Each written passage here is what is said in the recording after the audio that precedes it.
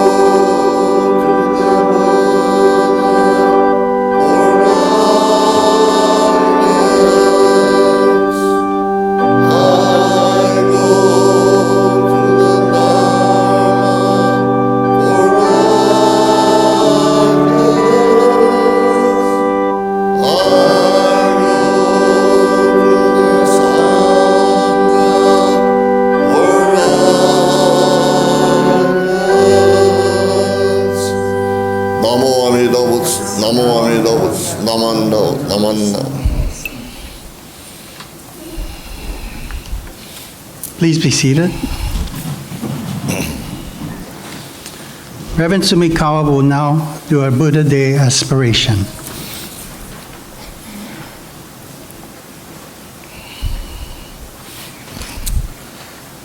Today, the Windward Buddhist Temple Sangha has gathered to observe the birthday of Siddhartha Gautama, the Indian prince who became the Buddha Shakyamuni, the awakened one, sage of the Shakas.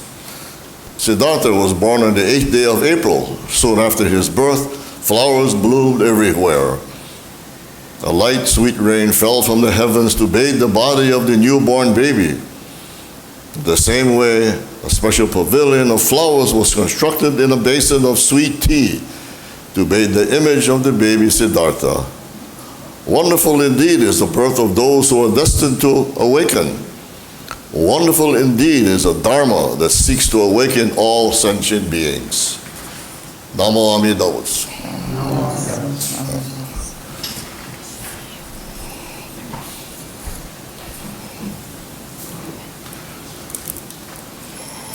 Now we're going to be doing a little bit different. We're going to be offering incense and also pouring of the sweet tea over the baby Buddha.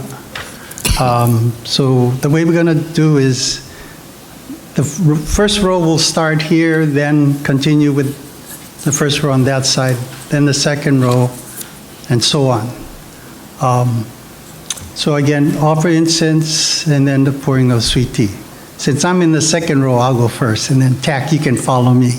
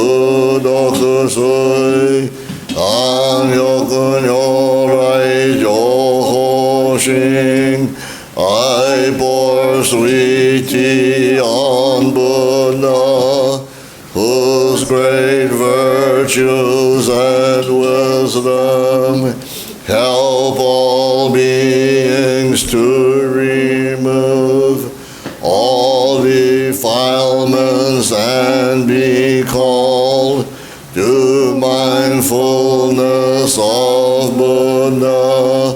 Thus I bow in reverence to Shakyamuni Buddha, to the great and noble one among all humanity, pouring out this pure sweet tea. Let us pray Shakyamuni, Buddha pure and virtuous, Akong Kanmoku Shonyorai, Joji Shogun Kudokuju, Ojoku Shujo Ryoriku, Dosho Nyorai Johoshin, Keishu Daisho Bogyamon, Tenjo Tenge Ryosoku Song, Ato Kongi Kudoku Sui, Kanyoku Nyorai Johoshin, I bore sweet tea on Buddha, whose great virtues and wisdom help all beings to remove all defilements and be called to mindfulness of Buddha. Thus I bow in reverence to Shakyamuni Buddha, to the great and noble one among all humanity, pouring out this pure sweet tea. Let us pray Shakyamuni, Buddha pure and virtuous, Akong Kanmoku Shonyorai, Joji Shogun Kudokuju, Ojoku Shujo Ryoriku, Dosho Nyorai Johoshin, Keishu Daisho Bogyamon, Tenjo Tenge Ryosoku Son, Kato Kongi Kudoku Sui, Kanyoku Nyorai Johoshin, I bore sweet tea on Buddha, whose great virtues and wisdom help all beings to remove all defilements and be called to mindfulness of Buddha. Thus I bow in reverence to Shakyamuni Buddha, to the great and noble one among all humanity, pouring out this pure sweet tea. Let us pray Shakyamuni, Buddha pure and virtuous, Akong Kanmoku Shonyorai, Joji Shogun Kudokuju, Kojoku Shujo Ryoriku, Dosho Nyorai ほ精進慶州大小母nhà môn天上天下両足尊大道公義功徳水安力如来情報心I bore sweetie on Buddha, whose great virtues and wisdom help all beings to remove all defilements and be called to mindfulness of Buddha. Thus I bow in reverence to Shakyamuni Buddha, to the great and noble one among all humanity, pouring now this pure sweet tea. Let us praise Shakyamuni Buddha, pure and virtuous.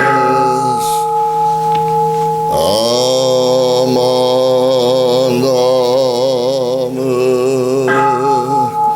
Amandamu,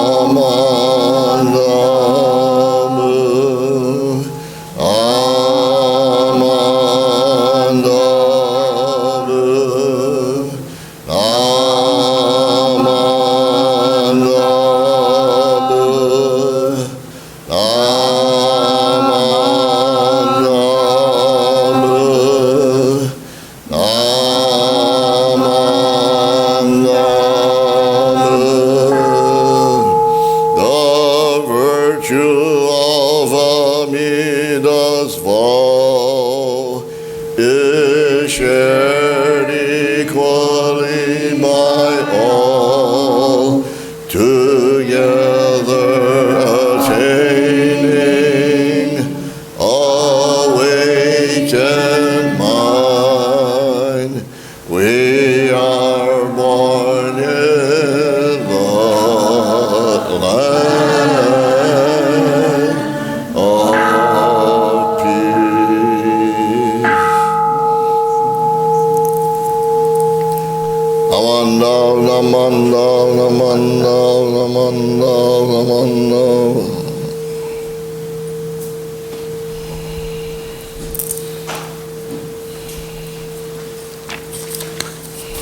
Please rise for the Gatha Happy Buddha Day, found on page 56 of the Brown Praises of the Buddha book.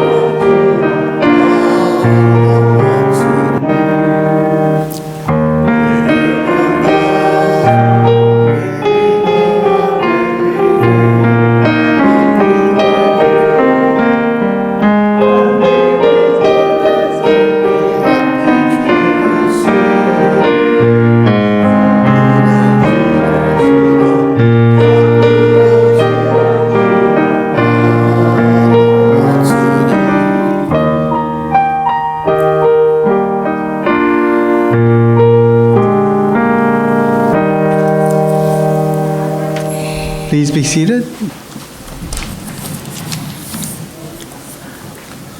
This morning, our guest speaker for our Buddha Day service is Reverend Irene Nakamoto.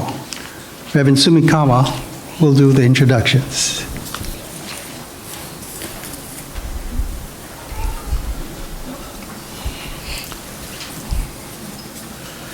Morning, everyone. It's nice to see all of you here this morning. I forgot to tell you guys, the girls should wear a bonnet when they come for Hanamatsuri, right? Yeah, just joking. Yeah. Anyway, this morning we're very happy to have as our guest speaker Irene Nakamoto, who I think all of you must know by now. You know, she graduated from Farrington High School, so you better watch out, you know. She also went to UH and graduated from the College of Education and also Ohio University. She was an elementary school teacher and principal in Hawaii. I think the last one was at Ever Beach Elementary, right? Ever, yeah. Ever Elementary. Ever Elementary, oh, sorry. You see what I mean? Be careful. So after retirement, she, what did she do? She received Tokudo ordination in 2000 and 2003. So that was way before me. And became the acting director of the Honganji Mission of Hawaii Office of Buddhist Education. She left the position in 2006 to become a caregiver, but she continued to be active in Honganji activities. She is a past president of the Hawaii Federation of the BWA and serves as the Education Committee co-chair. During the pandemic, she held Ikebana classes virtually at the Windward Buddhist Temple and currently instructs people personal Ikebana. The classes for 15 Craigside residents, which is where they live currently.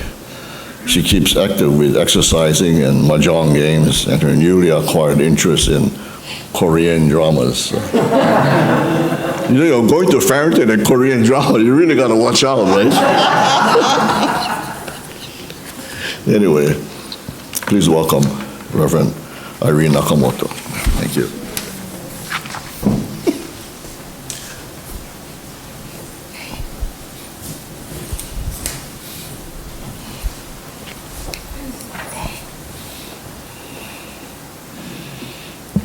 Good morning.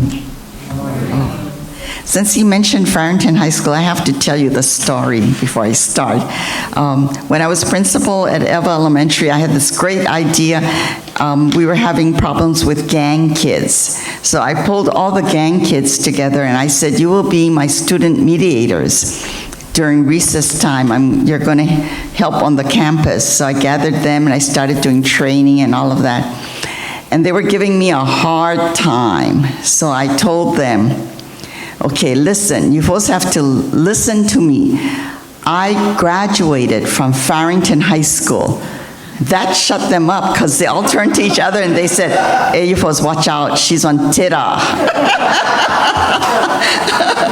So watch out.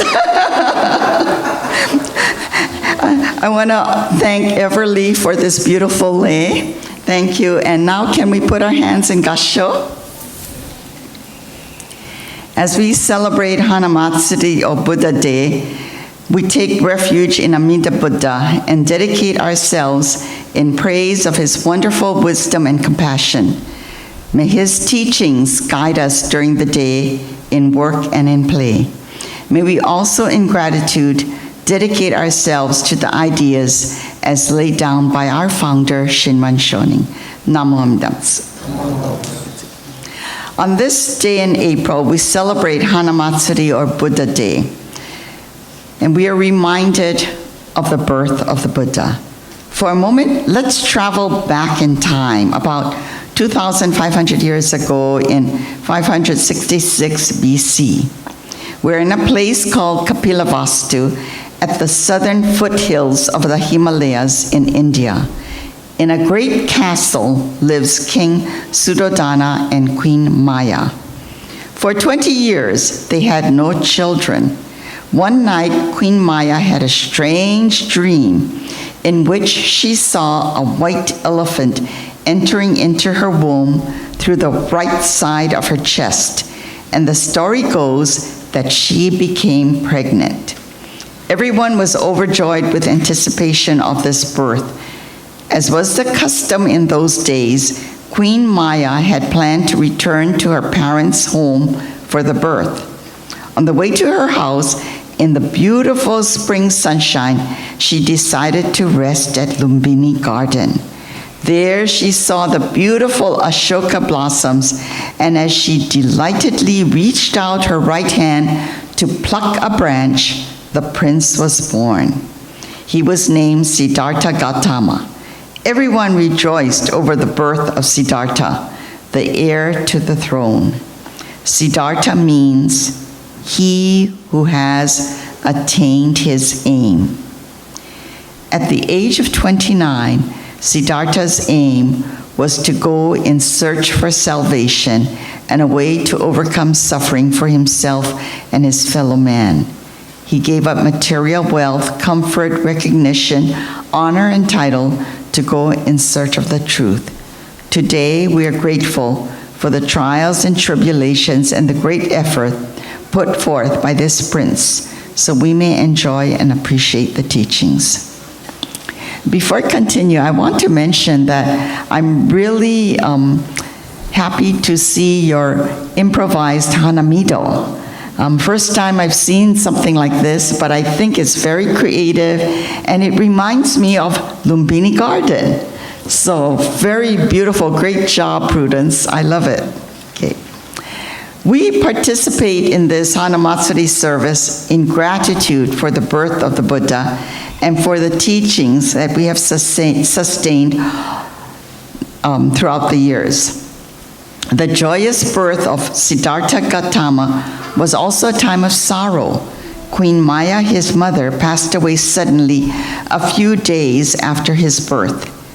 As we rejoice today for the extraordinary birth of the Buddha on April 8th, we reflect on the Buddha's teachings that have come down to us through many teachers. We rejoice in the teachings that make us aware of life's suffering. 1 minute we may be in happiness and joy, and the next minute in great suffering. There is a parable that tells of a 120-year-old sage, this old man, who could barely walk, and he rushed down from the Himalayas and ran for 24 hours to reach the plains. When he heard of the birth of Siddhartha, the king was in disbelief because this man was a master of masters, and why would he be interested in this child? When the man touched the Buddha's feet, he started crying. Father and mother were puzzled and asked, "Why are you crying? Is this child going to survive?" The sage said, "No, I am not crying because of any calamity. I am crying for joy because I am crying for joy and also for sorrow because I will not live to see the full flowering of this man. I have only seen him in the bud, but that is too much to see a Buddha in the bud. I am also crying in sadness because I will not be able to see him grown. My days are numbered. Millions and millions of people will become enlightened because of him. He has brought a light. He has brought a revolution into the world. But don't be worried. Be happy. Rejoice." Although a parable, it shares the majestic nature of this child that was born. From the age of 8, Siddhartha began the study of the 5 learnings according to the Indian custom. These consisted of language, arts and crafts, medical hygiene, logic, religion, and philosophy. He also read the Vedas, the basic writings of the Brahmin teaching. Imagine, this is all at the age of 8. In this way, he developed a character given to self-reflection and deep thinking at the age of 8. When he was 12, he attended the spring plowing rites with his father, King Suddhodana, and saw the worms being turned over from the earth by the plow, and how birds swooped down from the sky to devour them instantly. This struck him deeply and made him reflect soberly on the suffering caused by the fight for survival, which was taking place everywhere within the kingdom that he one day would rule. This illustrates Siddhartha's highly reflective nature. As he was expected to command the country's army when he succeeded his father as king, he started the military arts and grew into a courageous youth. However, this courage was not reliance on brute force, but a courage tempered by wisdom and compassion. Once, as he was tending a dove wounded by an arrow, his cousin Devadatta came and adamantly demanded that the dove be turned over to him as he had shot it down. Siddhartha stood his ground and refused to give over the wounded dove. Instead, he strongly expressed that his cousin not kill living creatures for one's pleasure. Even as a youth, Siddhartha was an exceptional and sensitive individual. We know that at the age of 29, he left Kapilavastu to become a seeker of the way. After 12 years, when he was enlightened, the first thing he wanted to do was to go back to the palace to apologize to his father, to his wife, to his son, who was at that time about 12 years old. When he met them, his father and his wife realized that he had changed. A question they posed to him was, "Whatever you have attained, was it not possible to attain it here in this palace?" That was an intelligent question, and Gautama Buddha had to agree. Yes, I could have attained it here in this palace. There was no need to go to the mountains. There was no need to go anywhere. I had to go inside, and that could have happened anywhere. One can become enlightened anywhere.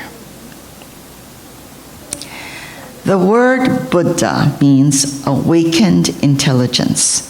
A Buddha is one who has recognized the false as the false and has opened his eyes to the true as the true. To see the false as false is the beginning of understanding what truth is. Only when you see the false as false can you see what truth is. You cannot go on living in illusions. You cannot go on living in your beliefs. You cannot go on living in your prejudices if you want to know the truth. The intelligent person will go inward first, going into your own being. Only when you have known yourself can you go anywhere else. Today, as we reflect on the birth of the Buddha, let us reflect on our life. Life is a treasure to be cherished always with Nembutsu. Appreciate all of the days. As stated in the first of the Four Noble Truths, the world is full of suffering. Birth is suffering, old age is suffering, sickness and death are sufferings. To meet a man and woman who one hates is suffering. To be separated from a loved one is suffering. To be vainly struggling to satisfy one's needs is suffering. In fact, a life that is not free from desire and passion is always involved with distress. This is called the truth of suffering. When we realize the truth of suffering, we can deal with what comes upon us by looking at the conditions. We then have a choice to make changes. With the coronavirus, we have come to understand this truth of suffering. As Renyo Shonin mentions, we can be in radiant health 1 minute and white ashes the next. During this pandemic, we have heard or seen that happening with so many people passing away after contracting COVID.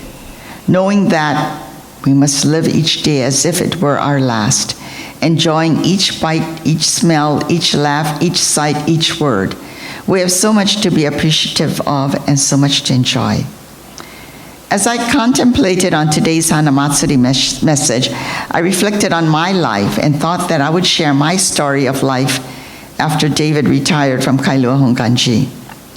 Many of you have asked, how are you? What are you doing? So if you'll allow me this opportunity to share my twisted story as we honor the birth of the Buddha, for his life has impacted my life. In search of the truth, the Buddha encountered discomforts of living in the outdoors, experiencing starvation, and roaming about by foot. My life is one of comfort, living in a home, sleeping on a bed, eating well-prepared food, and traveling by car. However, despite these comforts, I experienced a life of suffering. Many of you will remember that I was rushed to Castle ER when we were having our BWA service here. I had a torn aorta, which resulted in getting stents and later required further hospitalization at Queens. At that point, it was uncertain if I would survive. How could a perfectly healthy person suddenly be facing death? At that moment, life was out of my hands. Namam Nembutsu was all that I could say and accept whatever would happen. My life was in the embrace of the Nembutsu. I remember opening my eyes in the morning and happy that I was still alive. Fortunately, I recovered thanks to medical advancements and was doing well enough to travel to Japan and Alaska. However, a year later, I was in the hospital again with a hematoma in the brain, which is a surgical procedure that many people have experienced and recover well. However, I slept for 2 months, not knowing anything, and suddenly awoke one day asking David, "What's the date?" I remember telling him, "Oh no, I missed the joint conference." Joy remembers. And I had things I had to do. Oh no, what happened? Fortunately, I had passed on my chairmanship to Lois Toyama, so it was in good hands, not knowing that I would fall ill and not be able to attend. It's amazing how things happen sometimes. The truth of suffering was facing me directly, but I did not realize it. At rehab, I remember accepting that I couldn't get up by myself, not having the energy to do anything except to watch TV. Most of my life, I didn't have time to watch TV. But in my bed, that's all I could do. So I spent the day watching one Hallmark show. At that time, I didn't even know about Korean drama. I hadn't gotten into it. So I was watching one Hallmark show after another, and NGN World News over and over. Those of you who watch that know that they keep repeating the same news over and over and over. I watched all of that. Well, when you're not able to do anything but watch TV, you become very appreciative of any changes or any little things like visits by family and friends, regular checks by the CNAs or nurses, and delivery of meals. The simple life was a joy. David's daily visits were a welcome, although I couldn't talk very much. Lucky for him, yeah. I was grateful for every action, every time my eyes opened, and every encouraging words. The compassionate Buddha embraced my being. The Buddha's compassion and the words of the Dharma sustained me to continue day after day. The frailty of life was written, this is written by Ruth Chabra in her book, Just Live. She writes, quote, "I was at a point I realized the how-it-isness of just live and the deep meaning of what Tai Una meant when long ago he once told me, When you truly become Jodo Shinshu and trusting completely in the primal vow, you no longer will ask, how come or why me? She continues, it was a powerful message for me to receive. Before, the daily chores of my household routine were something I rushed through my mind on other things. Now, hardly able to walk, I felt a tremendous gratitude for each step I took. How inconceivable. The ability to put one foot ahead of the other, an ability I'd always taken granted, for now I saw it as a precious treasure. The world seems to have slowed to a rhythm where I can savor it. But of course, it is I who have slowed to a rhythm where my mind is in emptiness that can receive all these acute impressions that were always there without my pausing to heed them. Illness was a karmic event that began to open my mind's eye to the infinite and marvelous dimensions of just live. As you can see, Ruth Tabra totally embraced the vow, lived the teaching, and was able to just live. And this message was so meaningful to me. Like Ruth Tabra, the late Reverend Tsuji, in his book, Heart of the Buddha Dharma, said, we must search for the inner light, which is the infinite Buddha within. Nobody can find Buddha for us. Each person must find the Buddha within him or herself. And when we find the Buddha, we realize that it was this Buddha, the great power of wisdom and compassion, that has been operating within us throughout timeless time.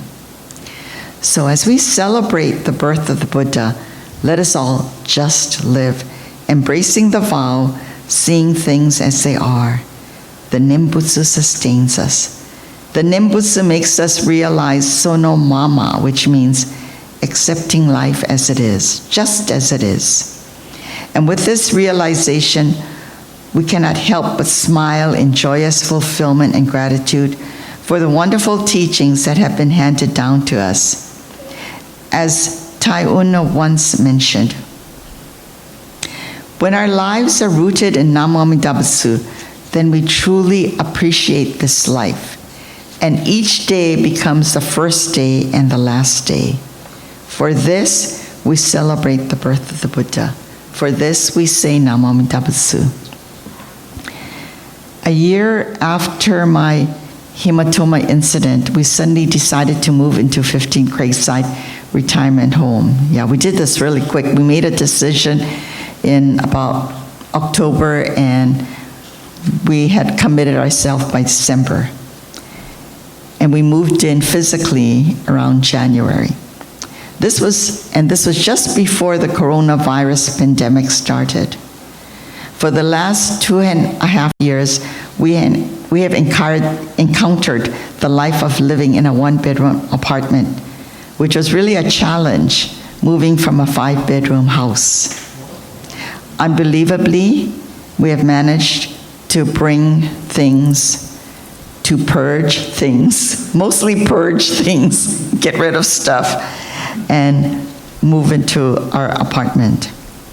And we are enjoying our life there. And as Reverend Sumikawa mentioned, we do exercise about 2 or 3 times a day. We go into the pool. David swims. I do aquafit. And we walk on the treadmill in the wellness center. And David shoots pool, plays billiard, and I play mahjong. And once in 2020, we were quarantined for 14 days. And that's when I discovered Korean drama on Netflix. We were stuck in our apartment, so that's what I watch, one episode after another, and I'm hooked. Now I'm an avid binge watcher. But I do things. I teach Ikebana at 15 Craigside, and I do Zoom Ikebana with Kailua Honganji, but we're going to start in-person classes, so we're looking forward to that. And I hate to say this, but I'm now president of the Residents Association at 15 Grace. Can you believe they told me, run for vice president. You don't have to do anything. Anyway, it's only your name on the ballot. So I said, okay. I said, you sure I don't have to do anything? No. No meetings. It's COVID time. You can't even meet. Okay, so I consented. As soon as the election was over, the president left. So then I became president. Okay, so anyway, the poor people at 15 Creekside. Anyway, and because I am the way I am, they said no meetings, but I have meetings almost every week. And we started several different committees. Now there's gardening committee, there's program committee, about 7 or 8 committees. Anyway, and then David just got elected on the advisory council. So we're both very busy. He writes articles every month for the newsletter on it's a Buddhist article, as Reverend David. And what else? Well, we keep busy and doing all kinds of things. But mostly it's exercise, and we just enjoy it. And I'm still purging. You still cannot come into my apartment yet, because there's a lot of stuff that needs to be purged. So life is very different for us, but we really appreciate this new way of life. It's like another phase of our life. Before I end, I want to share some of my lessons to remember. Number 1, treasure your Dharma friends. Treasure those opportunities for Dharma discussions and questions. May they bring light to your eyes and joy to your ears. Dharma friends appreciate the Dharma. We have met many Dharma friends at 15 Craigside, and we have meals with them, and we constantly talk about the Dharma. Number 2, keep learning the Dharma. There is no age limit to learning the Dharma. Sometimes the more we learn, the more we question, and the more we seem confused. Don't give up. If we listen hard enough, the Dharma will enlighten us. At 15 Craigside, we have weekly Sunday living Dharma sessions for an hour, where we read an article and we discuss it. Number 3, enjoy the simple things in life. The material things may embellish our life, but the Buddha's teaching sustains our true life of happiness. Moving into a one-bedroom apartment has meant letting go of many material treasures, and I'm still letting go of them, and living with less things. But somehow, this also brings joy as we let go of things and live a simpler life. Number 4, hearty laughter makes a dreary day bright. Like the lotus that blooms in the mud, a good laugh is a blossoming joy from a deep, dark crevice. The Buddha is the blossoming joy which reminds us of our impermanent life. 5, cherish your health every day and every moment. Healthy body and healthy mind are needed to truly appreciate the wonders of life. Exercising daily has made us realize the importance of moving our body. Number 7, say the words of the Buddha each day. Say the Nembutsu daily. Treasure the words, and be assured that it sustains all, and that we are in the compassionate embrace of Amida Buddha. And I'd like to share something that I wrote. When I feel the fatigue of life, the immeasurable light of Buddha releases me from my ego-filled self. Understanding my ego-filled life of self-doubt makes me appreciate the daily happenings despite sufferings that come about. I'm reminded to live each moment fully, for tomorrow I may have to accept the ultimate end called death unconditionally. Working at continual awareness, I constantly repeat the Nembutsu and appreciate each life's experience. I so appreciate being here at Windward Buddhist Temple with all of you. It's been a long time.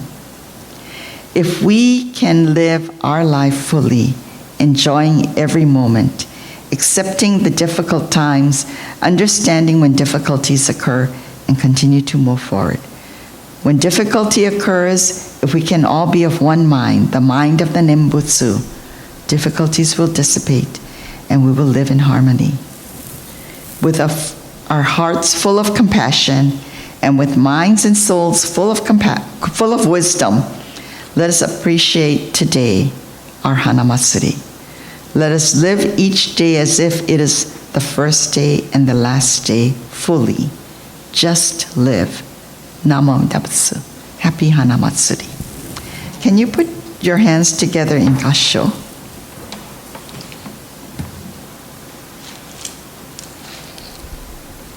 With gratitude, we come before the shrine of Amida Buddha and express our thanks to those who have come before us. We celebrate Hanamatsuri or Buddha Day in reflection and gratitude for the teachings of Buddha as we honor his birth.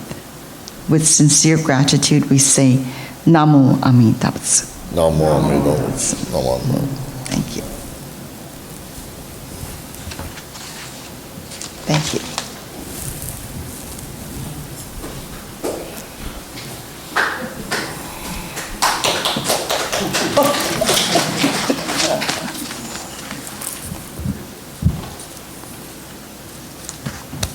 Thank you, Irene, for that wonderful, inspirational and touching message. She seems younger than she was. So much energy. Terrific. Okay, please rise for the Gatha Floral Festival on page 46 of the Brown Gatha book. And then continue standing for the Nembutsu. That's found on page 107.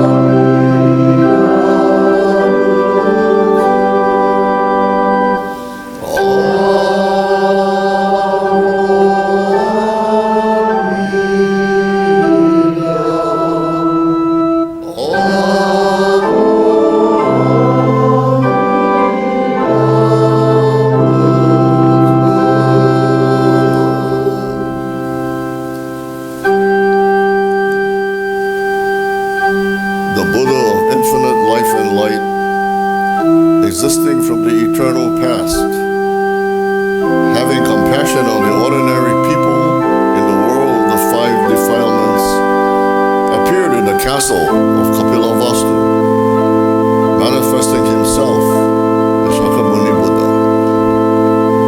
Namo Amida Butsu. Namo Amida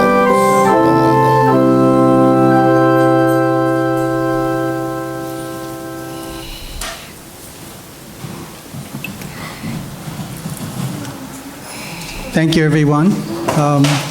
Now we'll have announcements. Prudence?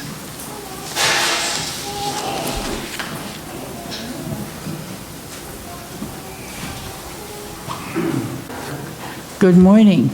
So nice to see everybody.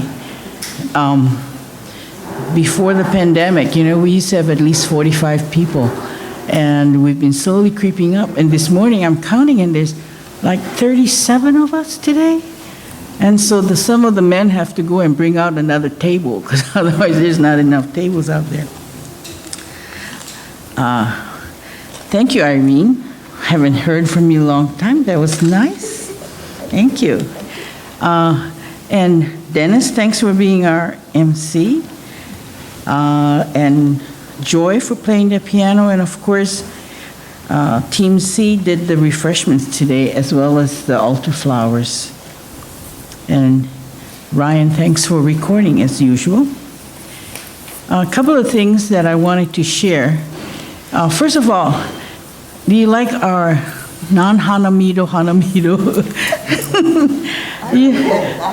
Every year we used to have the house, and we used to spend time on the Saturday before.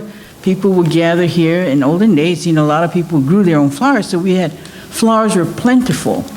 But of late, we had to purchase flowers, and the board felt it's so wasteful. Every time we buy dozens of flowers, they snip the tops off, plug it into the thing with pins, and the next day after the service, throw it in the garbage. It doesn't even go to compost, And then you have to reflect, what kind of Buddhists are we? We should be a little bit more careful about the things that grow and give us enjoyment. So this year we decided we'll just get some flowering plants and then put the Buddha there. And then as a side benefit, before you all leave, we'll pull your names that you turned in, and then we'll give away all the plants. So hopefully you'll take it home and then it'll grow for you some more. So we'll do that toward the ending. The other thing is, in January, when we assisted during Martin Luther King Day, we were one of the sites where people could come and donate supplies. And they were donations for the Hawaii Food Bank, as well as the Ma'i movement. For those of you that are not familiar, the Ma'i movement is a local movement created by several women to serve women that are in need, and a lot of homeless women, as well as some children that are homeless. When they go to school, they don't even have supplies for their sanitary goods. And so this organization, that's all that they provide these people. So since we helped them, they sent us a thank you gift. It's a bag, and it's got stickers. There's stickers as well as some of their pens. So I'll leave it on the table, and whoever wants it, you're welcome to take the bag. Of course, today is Bingo Sunday too, you know that. Let's see, a few more announcements. In your chair in front of you, you now see this, some of the books we've been printing and pasting in some of the new Gathas, Sutras, songs, and we're running out of those spaces and we don't number them. And so you come here on a Sunday, like last Sunday, we were in the back row. There's some new books that we don't even have that in the book. And so you're busily trying to find it. So I finally decided that we're going to put everything in this book. So as we add new things, we'll just change the table of contents. And then the pages are numbered, so hopefully you'll be able to find it more easily. Okay, and then we don't have to deal with all the loose papers that, you got to grab as you come in. Let's see. April 22nd is International Earth Day. Windward, we always celebrate Earth Day. The 24th service is dedicated to Earth Day, but the Windward Temple has decided that we're going to do something for Earth Day. So on Saturday the 23rd, people can volunteer. There's a sign-up sheet. We're meeting here at 8:30. We're going to split the group in half, and we're going to start from the main intersection up there and walk all the way, both sides of Ku'ule, all the way down to the next traffic light down by the fire station and pick up rubbish. So that'll be our contribution. So if you're willing to help, they'll do it from 8:30 till 10. They figure they'll be able to do it in that short time. And then we'll get back here and meet again. All right. Now, next week we celebrate Eshini and Kakushini Day. Eshini-sama is Shinran Shonin's wife, and Kakushini is his daughter. And so we'll have that. And we have a guest speaker, Reverend Soga's wife, Kumika Soga. She's also a reverend. And there are several other educational offerings that I have copies of their flyers posted on the bulletin board outside. So that's what we will do. Are there any other announcements? Otherwise, today is Baby Buddha's birthday, so we have a birthday cake. So is somebody bringing in the cake so we can all sing happy birthday? Oh, there's the cake. He's what, 2,000 something years old? We cannot have that many candles, you know, the fire. Yeah, so we have one.